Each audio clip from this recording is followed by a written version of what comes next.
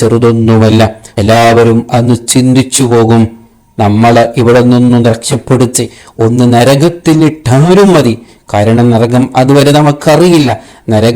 നരകം ഇതിനേക്കാൾ ഭയാനകമാണ്. പക്ഷെ എന്നാലും ആ ദിവസമൊന്നും നമ്മളെ കൊണ്ട് ആർക്കും സഹിക്കാൻ പറ്റുന്നില്ല. അസ്സലാമു അലൈക്കും വറഹ്മത്തുള്ളാഹി വബറകാതുഹു. മുഅ്മിനീങ്ങളെ ബഹുമാനപ്പെട്ട ഇമാം അബൂ ഹനീഫ റളിയല്ലാഹു അൻഹു നമ്മളോട് മുത്തനബി ആരാണ്, മുത്തനബി എങ്ങനെ സ്നേഹിക്കണം, ഹുബ്ബ് വെക്കണം, മുത്തനബിയോട് എനിക്ക് ഏത് രീതിയിലാണ് ഹുബ്ബുള്ളത് എന്നതിനൊക്കെയും വളരെ വ്യക്തമായി നമ്മെ പഠിപ്പിച്ചു തരികയാണ്. അതിലെ വളരെ പ്രധാനപ്പെട്ട ബൈത്തുകളാണ് നാം ഇതുവരെ ചർച്ച ചെയ്തത്. യാ സയ്യിദ സാദാതി ജഅതുക ഖസ്വിദാ അർജു റിളാക വഅഹ്തബി ബിഹിമാക വല്ലാഹി യാ ഖൈറൽ ഖലായിക ഇന്നലി ഖൽബൻ മശൂഫൻ ലാ യറൂമു സിവാക വബിഹഖി ജാഹിക ഇന്നനി ബിക മുഗ്റമുൻ വല്ലാഹു യഅലമു അന്നനി അഹ്വാക. ഈ മൂന്ന് വരികളിലൂടെ എത്രയോ ആശയങ്ങളും എത്രയോ നാം ഇരുന്ന് മനസ്സിലാക്കേണ്ട എത്രയോ വിഷയങ്ങളും ബഹുമാനപ്പെട്ടവർ നമ്മെ പഠിപ്പിച്ചു തന്നു. ബഹുമാനപ്പെട്ടവർക്ക് മുത്തനബിയോടുള്ള ആ ഹുബ്ബ് അത് ചെറിയ ഹുബ്ബൊന്നുമല്ല. എൻ്റെ ഖൽബ് നിറേ മുത്തനബിയാണ് എന്ന് മാത്രമല്ല, ഞാൻ മുത്തനബിയെ കൊണ്ട് ഭ്രാന്തനായിരിക്കുന്നു. എവിടെയും എനിക്ക് ഓർമ്മയിൽ വരുന്നത് മുത്തനബിയാണ് എന്ന അർത്ഥം വരുന്ന ആശയമാണ് ബഹുമാനപ്പെട്ടവർ നമ്മെ ഈ ബൈത്തിലൂടെ പഠിപ്പിച്ചത്. അല്ലാഹുവിനറിയാം എൻ്റെ അവസ്ഥകൾ. ചിലപ്പോൾ ഞാൻ ഈ പറയുന്നത് നിങ്ങൾക്ക് അത് എങ്ങനെയാണെന്ന് വിശദീകരിച്ച് പറയാൻ എന്നെ കൊണ്ട് സാധിക്കുകയില്ല. ഒരാൾക്ക് ഒരാളോടുള്ള ഹുബ്ബ് അവന്റെ വാക്കിലൂടെ അത് തീർക്കാൻ കഴിയുകയില്ലല്ലോ. അതാണ് ബഹുമാനപ്പെട്ടവർ പറയുന്നത്, എൻ്റെ ഈ ചെറിയ വാക്കിലൂടൊന്നും എനിക്ക് മുത്തനബിയോടുള്ള ഹുബ്ബ് പറഞ്ഞു തീർക്കാൻ കഴിയുകയില്ല. ഞാൻ ഈ പറയുന്നതൊന്നും കളവല്ല, നിഫാക്ക് തരമല്ല, കേവലം സംസാരത്തിന് വേണ്ടി പറയുന്ന സംസാരങ്ങളല്ല. ഇതെല്ലാം മുത്തനബിയോടുള്ള ഹുബ്ബ് അത് 100% സത്യമാണ്. അതെന്റെ റബ്ബിനറിയാം എന്ന് ബഹുമാനപ്പെട്ടവർ എന്തൊരു ഭംഗിയോടു കൂടെയാണ് നമ്മെ പഠിപ്പിക്കുന്നത്. ഇതെല്ലാം നാം കേൾക്കുമ്പോൾ നാം മനസ്സിലാക്കേണ്ടത് മുത്തനബിയെ നാം എത്രമാത്രം സ്നേഹിക്കേണ്ടതുണ്ട്, എത്രമാത്രം ബഹുമാനിക്കേണ്ടതുണ്ട് എന്നുള്ളത്. മുത്തനബിയെ നാം ഇത്രമാത്രം സ്നേഹിക്കുന്നത്, ഇത്രമാത്രം ബഹുമാനിക്കുന്നത് അത് എന്തിനാണ് എന്നതിനെ കുറിച്ച് ഇതിനു മുമ്പുള്ള ക്ലാസ്സുകളിൽ നാം ഓർമ്മപ്പെടുത്തി. ആരാലും സഹിക്കാനില്ലാത്ത നാളെയുടെ ആ ദിവസം അൽ-യൗമ എന്ന് അല്ലാഹു ഖുർആനിൽ നമ്മെ വിശേഷിപ്പിച്ച അതേ ആ ദിവസം ഖിയാമത്ത് നാളിൽ അതെല്ലാവരും മറ്റുള്ളവരിൽ നിന്ന് ഓടുന്ന, ഞാനൊന്ന് രക്ഷപ്പെട്ടാൽ മതി എന്ന് ചിന്തിക്കുന്ന ആ ഖിയാമത്ത് നാളിൽ അവിടെ രക്ഷിക്കാനുള്ളത് മുത്തനബി മാത്രമാണ്. ഖിയാമത്ത് നാളുടെ ഗൗരവങ്ങൾ ഖുർആനിൽ എത്രയോ നമ്മെ പഠിപ്പിച്ചിട്ടുണ്ട്. എത്രത്തോടെന്ന് പറഞ്ഞാൽ നാം ഓതുന്ന ഫാത്തിഹ സൂറത്തിൽ അവിടെ പറയുന്നൊരു വാക്കുണ്ട്, മാലികി യൗമിദ്ദീൻ. നമുക്കതിന്റെ ഗൗരവം മനസ്സിലാവാത്തത് കൊണ്ടാണ് ആ പേടി നമുക്ക് വരാത്തത്. അല്ലാഹു വളരെ ഗൗരവത്തോട് പറയുന്നൊരു വാക്കാണ് മാലിക് യൗമുദ്ദീൻ. പ്രതിഫല ദിവസത്തിന്റെ മാലിക്, രാജാവ്, അധികാരമുള്ളവൻ അത് ഞാനാണ്. ഞാൻ തീരുമാനിക്കുന്നത് പോലെയാണ് ആ ദിവസം. അങ്ങനെ റബ്ബിന്റെ മുമ്പിൽ എത്രയോ കൊല്ലങ്ങൾ നിൽക്കേണ്ട ഒരവസ്ഥയാണ്. അത് എത്ര ദിവസമാണെന്നറിയില്ല, എത്ര കാലമാണെന്നറിയില്ല. എത്രയോ കഷ്ടപ്പെട്ട്, എത്രത്തോടെന്ന് പറഞ്ഞാൽ എത്രയോ ലക്ഷക്കണക്ക് കിലോമീറ്റർ അപ്പുറം ഉദിക്കുന്ന സൂര്യൻ നമ്മുടെ നേരെ മുമ്പിൽ വന്ന് ഉദിക്കുമ്പോഴുള്ള അവസ്ഥ അത് ചെറുതൊന്നുമല്ല. എല്ലാവരും അന്ന് ചിന്തിച്ചു പോകും, നമ്മളെ ഇവിടെ നിന്നും രക്ഷപ്പെടുത്തി ഒന്ന് നരകത്തിലിട്ടാലും മതി. കാരണം നരകം അതുവരെ നമുക്കറിയില്ല. നരകം ഇതിനേക്കാൾ ഭയാനകമാണ്. പക്ഷെ എന്നാലും ആ ദിവസമൊന്നും നമ്മളെ കൊണ്ട് ആർക്കും സഹിക്കാൻ പറ്റുന്നില്ല. ആ ദിവസം എല്ലാവരും കൊതിച്ചു പോകും, ഒന്ന് ഈ ദിവസം ഒന്ന് ഇവിടെ നിന്നോ റബ്ബൊന്ന് രക്ഷപ്പെടുത്തിയിരുന്നെങ്കിലോ. നമ്മളെല്ലാവരും അല്ലാഹു നരകത്തിട്ടാലും പ്രശ്നമല്ല, ഇത് നമ്മളെ കൊണ്ട് സഹിക്കാൻ പറ്റുന്നില്ല എന്ന് ഏതൊരാളും ചിന്തിക്കുന്ന ദിവസം. അള്ളാഹുവിനോട് സംസാരിക്കാൻ ധൈര്യമില്ല. കാരണം എല്ലാം അവന്റെ തീരുമാനം പോലെയാണ്. അവനിക്ക് എന്തും ചെയ്യാം. ഇതേ അവസ്ഥയിൽ എത്രയോ കൊല്ലങ്ങളെ അവനിക്ക് നിർത്താനുള്ള അധികാരമുണ്ട്. അല്ല, ഇവിടെയുള്ള എല്ലാവരെയും നരകത്തിൽ കൊണ്ടുപോയിടാനുള്ള അധികാരം അവനിക്കുണ്ട്. അല്ല, എല്ലാവരും അവൻ നശിപ്പിക്കാനുള്ള അധികാരം എല്ലാം അവന്റെ കയ്യിലാണല്ലോ. മാലിക് യൗമിദ്ദീൻ. അങ്ങനെയുള്ളൊരു ഭയാനകമായ ഒരു ദിവസം റബ്ബിന്റെ മുമ്പിൽ നമ്മളെല്ലാവരും നിൽക്കുന്ന, റബ്ബിനെ ഇങ്ങനെ കാതോർത്ത് നിൽക്കുന്ന, റബ്ബൊന്ന് രക്ഷപ്പെടുത്തുമോ, റബ്ബെന്നെ ശിക്ഷിക്കുമോ എന്ന് അതുമാത്ര ചിന്ത, നഫ്സി നഫ്സി, എന്നെക്കുറിച്ചുള്ള ചിന്ത മാത്രം ചിന്തിക്കുന്ന ആ ദിവസം നമ്മളെല്ലാവരും മുമ്പിൽ പോയി യാചിക്കും. ഏതൊരു മക്കളും യാചിക്കുന്നത് വാപ്പയോടാണല്ലോ. അതേ അബൂന അബുൽ ബഷർ ആദം നബി അലൈഹിസ്സലാമിനോട് എല്ലാവരും പോയി ചോദിക്കും, ഓ നമ്മൾക്ക് വേണ്ടി നിങ്ങളൊന്ന് ദ്വാരക്കണേ. നിങ്ങൾ ആദ്യ മനുഷ്യനാണല്ലോ, എല്ലാ മനുഷ്യകുലത്തിന്റെ ബാപ്പയാണല്ലോ നിങ്ങൾ. റബ്ബിനോടൊന്ന് ദ്വാരന്ന് ഈ സ്ഥലത്ത് നിന്നൊന്ന് രക്ഷപ്പെടുത്താൻ റബ്ബിനോടൊന്ന് ഷഫാത്ത് പറയുമോ എന്ന് ആദം നബി അലൈഹിസ്സലാമിനോട് എല്ലാവരും ചോദിക്കുന്ന ദിവസം. അപ്പോഴാണ് ആദം നബി അലൈഹിസ്സലാം പറയുന്നത്, എല്ലാ നഫ്സി നഫ്സി, എനിക്കും അതേ അവസ്ഥയാണ്. റബ്ബിന്റെ മുമ്പിൽ പോയി നിന്ന് സംസാരിക്കാനുള്ള ധൈര്യം എനിക്കില്ല. എനിക്കും പേടിയാണ്. എന്നെയും റബ്ബ് എന്ത് ചെയ്യുമെന്നുള്ള ഭയത്തിലാണുള്ളത്. ഞാനല്ലാത്ത ആരെങ്കിലും നിങ്ങൾ അന്വേഷിക്കുക എന്ന് പറയുമ്പോൾ എല്ലാവരും പിന്നീട് പോകുന്നത് ബഹുമാനപ്പെട്ട ഇലാ നൂഹിൻ അലൈഹിസ്സലാം, ബഹുമാനപ്പെട്ട നൂഹ് നബി അലൈഹിസ്സലാമിന്റെ അരികിലാണ്. അവിടെ നിന്ന് എല്ലാവരും പറയും, ഇശ്ഫഅ ലനാ ഇലാ റബ്ബിക്, നിങ്ങൾ റബ്ബിന്റെ അടുക്കൽ പോയി ഒന്ന് ഷഫാഅത്ത് ചോദിക്കുമോ? കാരണം ദുനിയാവിൽ നിങ്ങളുടെ ദുആക്ക് അല്ലാഹു ഉത്തരം നൽകിയിട്ടുണ്ടല്ലോ.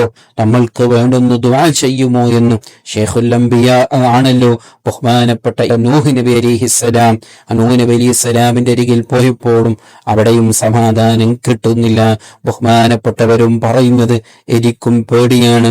റബ്ബിന്റെ മുമ്പിൽ ഇന്ന് സംസാരിക്കാൻ എനിക്കധികാരമില്ല എന്ന് ബഹുമാനപ്പെട്ടവർ പറയാണ്. അങ്ങനെ എല്ലാവരും പിന്നീട് പോകുന്നത് മൂസ നബി അലൈഹിസ്സലാമിന്റെ അടുക്കലാണ്. എന്നിട്ട് പറയുന്നു, ഫഇന്നല്ലാഹ കല്ലമഹു തക്ലീമാ, നിങ്ങൾക്ക് ദുനിയാവിൽ തന്നെ അള്ളാഹുവിനോട് സംസാരിച്ച് അങ്ങനെ ഒരു പരിചയം, അങ്ങനെ ഒരു ബഹുമാനം നിങ്ങൾക്ക് അള്ളാഹു നൽകിയിട്ടുണ്ടല്ലോ. നിങ്ങൾ കലീമുള്ളയാണല്ലോ, അള്ളാഹുവിനോട് സംസാരിച്ച ആളാണല്ലോ. നമ്മളൊന്ന് രക്ഷപ്പെടുത്തുമോ എന്ന് എല്ലാവരും മൂസ നബി അലൈഹിസ്സലാമിന്റെ അരികിൽ പോകുമ്പോൾ അവിടെയും മൂസ നബി അലൈഹിസ്സലാം പറയുന്നത്, ഇല്ല, എന്നെ കൊണ്ട് സാധിക്കില്ല. ഇന്ന് നമ്മൾ വിചാരിക്കുമ്പോഴൊത്ത ദിവസമല്ല. റബ്ബിന്റെ മുമ്പിൽ ഇന്നാർക്കും അധികാരമില്ല. അങ്ങനെ മൂസ നബി അലൈഹിസ്സലാമും നമ്മളെല്ലാവരും കൈവിടുകയാണ്. പിന്നീട് നമ്മളെല്ലാവരും പോകുന്നത് ഈസ നബി അലൈഹിസ്സലാമിന്റെ അരികിലാണ്. ഈസാ നബി അലൈഹിസ്സലാമിന് അല്ലാഹു ദുനിയാവിൽ എത്രയോ അത്ഭുതങ്ങളൊക്കെ നൽകിയ അമ്പിയാക്കളെ കൂട്ടത്തിലെ പ്രമുഖരാണല്ലോ ബഹുമാനപ്പെട്ടവർ. ആ കൊതിയോടുകൂടെ ബഹുമാനപ്പെട്ട ഈസ നബി അലൈഹിസ്സലാമിന്റെ അരികിൽ പോവുകയാണ്. ഈസാ നബി അലൈഹിസ്സലാമിന്റെ അരികിൽ പോയപ്പോഴും അവിടെയും അവസ്ഥ ഇങ്ങനെയാണ്. നമ്മെ സഹിക്കാൻ ബഹുമാനപ്പെട്ടവർക്കും സാധിക്കുന്നില്ല. അവിടെയാണ് ഈസ നബി അലൈഹിസ്സലാം നമ്മളോട് പറഞ്ഞു തരുന്നത്, ഇൻതലിഖൂ ഇലാ സയ്യിദി ഉൽദി ആദം അലൈഹിസ്സലാം. സുബ്ഹാനല്ലാഹ്, അല്ലാഹു സുബ്ഹാനഹു വ തആല നമ്മുടെ മുത്തനബിക്ക് എന്തൊരു ബഹുമാനമാണ് അല്ലാഹു നൽകിയത്. ഈസ അലൈഹിസ്സലാം പറയാണ്, നിങ്ങൾ ഇനി പോകേണ്ടത് ആരെടുക്കൽ പോയിട്ടും കാര്യമില്ല. നിങ്ങൾ പോകേണ്ടത് എല്ലാ ആദമ സന്തതികൾക്ക് തന്നെ നേതാവായ മുത്തനബി സല്ലല്ലാഹു അലൈഹി വസല്ലമ തങ്ങൾ അരികിൽ പോവുക. അങ്ങനെ നമ്മളെല്ലാവരും മുത്തനബിന്റെ അരികിൽ പോകും. അവിടെയാണ് നമ്മളെ മനസ്സിലാക്കേണ്ടത്, മുത്തനബിയെ സ്നേഹിക്കണം, മുത്തനബിയെ ഹുബ്ബ് വെക്കണം, മുത്തനബിയുടെ മേൽ സ്വലാത്ത് ചൊല്ലണം എന്നൊക്കെ പറയുമ്പോൾ നമ്മളെ ഖൽബ് മുത്തനബിയിലേക്ക് തിരിയാതിരിക്കുമ്പോൾ ഈ സംഭവം നാം ചിന്തിക്കണം. അന്ന് നമ്മൾ മുത്തനബിന്റെ അരികിൽ ഏത് അവസ്ഥയിൽ പോകും, ഏത് മുഖം വെച്ച് മുത്തനബിന്റെ മുമ്പിൽ നമ്മൾ പോകുമെന്ന് നാം ഇന്ന് ഓർക്കേണ്ടതാണ്. അങ്ങനെ എല്ലാവരും ബഹുമാനപ്പെട്ട നബി സല്ലല്ലാഹു അലൈഹി വസല്ലമ തങ്ങളരികിൽ പോയി അവിടുന്ന് പറയുന്നു, യാ റസൂലല്ലാഹ്, അവിടുന്ന് സഹിക്കണേ, നമ്മളെല്ലാവരും പ്രയാസത്തിലാണ്, നമ്മളെല്ലാവരും കൈവിട്ടിട്ടുണ്ട്. ആദം ഇസ്ലാം കൈവിട്ടിട്ടുണ്ട്, നൂഹ് നബി ഇസ്ലാം കൈവിട്ടിട്ടുണ്ട്, മൂസ നബി അലൈഹി ഇസ്ലാം കൈവിട്ടിട്ടുണ്ട്, ഈസ നബി അലൈഹി ഇസ്ലാം കൈവിട്ടിട്ടുണ്ട്. എല്ലാം പ്രമുഖരായ അമ്പിയാക്കളൊക്കെ നമ്മ കൈവിട്ടിട്ടുണ്ട്. ഇനി നമുക്കുള്ളത് ഇതാരാണ് ചോദിക്കുന്നത്? കേവലം മുത്തനബിയുടെ ഉമ്മത്തീങ്ങൾ മാത്രമല്ല, എല്ലാവരുമാണ്, എല്ലാ ജനങ്ങളാണ് മുത്തനബിന്റെ പിന്നിൽ പോകുന്നത്, മുത്തനബിയോട് ചോദിക്കാൻ പോകുന്നത്. കാരണം മറ്റുള്ള എല്ലാ അമ്പിയാക്കളും ഭയപ്പെട്ടു നിൽക്കുന്ന ദിവസമാണ് ആ ദിവസം. എന്നെ കൊണ്ട് സാധിക്കില്ല, ഇന്ന് റബ്ബിന്റെ മുമ്പിൽ എനിക്ക് പോയി പറയാനുള്ള ധൈര്യം എനിക്കില്ല എന്ന് എല്ലാവരും അമ്പിയാക്കൾ ഇങ്ങനെ പറയുമ്പോഴാണ് എല്ലാവരും ആദം അലൈഹിസ്സലാമിന്റെ ഉമ്മത്തി മുതൽ അവിടുത്തെ സമുദായം മുതൽ ഖിയാമത്ത് നാൾ വരെയുള്ള എല്ലാ ജനങ്ങളും പിന്നീട് പോകുന്നത് മുത്തനബിയുടെ ഗുഹയിലേക്കാണ്. അവിടെയാണ് മനസ്സിലാക്കേണ്ടത്. ഇമാം അബൂ ഹനീഫ റളിയല്ലാഹു അൻഹു ആദ്യം പറഞ്ഞ വാക്ക്, യാ സയ്യിദ സാദാത്തി, ഓ നേതാക്കളുടെ നേതാവേ. അതാണ് എത്ര വിശദീകരിച്ചാലും തീരാത്തൊരു വാക്കാണത്. അതേ എല്ലാവരും മുത്തനബിന്റെ അരികിൽ പോയി ചോദിക്കാണ്, ഓ നബിയെ, നമ്മളൊന്ന് സഹിക്കണം, ഇവിടെ ഒന്ന് രക്ഷപ്പെട്ടില്ലെങ്കിൽ നമ്മളെ കൊണ്ട് സാധിക്കില്ല എന്ന്. അവിടെയാണ് മുത്തനബി സല്ലല്ലാഹു അലൈഹി വസല്ലമ തങ്ങൾ വളരെ ധൈര്യത്തോടുകൂടെ അല്ലാഹുവിന്റെ അർശിന്റെ അരികിൽ പോയി സുജൂദ് ചെയ്യുകയും റബ്ബിനോട് ശഫാഅത്ത് ചോദിക്കുകയും ആ സമയത്ത് മുത്തനബിയോട് അല്ലാഹു പറയുന്ന ഒരു വാക്കുണ്ട്, ഇർഫഅ റഅസക യാ മുഹമ്മദ്, ഇത് സുജൂദ് ചെയ്യാനുള്ള സ്ഥലമല്ല, എണീക്കുക എന്നാണ് ആവശ്യം, ചോദിക്കുക. ആ സമയത്താണ് അല്ലാഹുവിന്റെ റസൂൽ ചോദിക്കാണ്, ഓ അല്ലാഹുവേ, എന്റെ ഉമ്മത്തീങ്ങളെ, എന്നെ വിശ്വസിച്ച് വന്നവരെ എനിക്ക് രക്ഷപ്പെടുത്താൻ എനിക്ക് അധികാരം നൽകണമെന്ന്. അതിന്റെ ശേഷം മറ്റുള്ള എല്ലാ അമ്പിയാക്കൾക്കും ഷഫാത്ത് ചെയ്യാനുള്ള അധികാരം അല്ലാഹു നൽകുകയും ചെയ്യും എന്നുള്ള ആ ഭയാനകമായ ആ ആഖിറത്തിനെ നാം എന്നും ഓർക്കുന്നവരാകണം. അപ്പോഴേ നമുക്ക് മുത്തനബി ആരാണെന്ന് മനസ്സിലാവുകയുള്ളൂ. ആ സമയത്ത് ഹബീബ് സല്ലല്ലാഹു അലൈഹി വസല്ലമ തങ്ങൾ നമ്മെ രക്ഷപ്പെടുത്താൻ ഉള്ളൂ.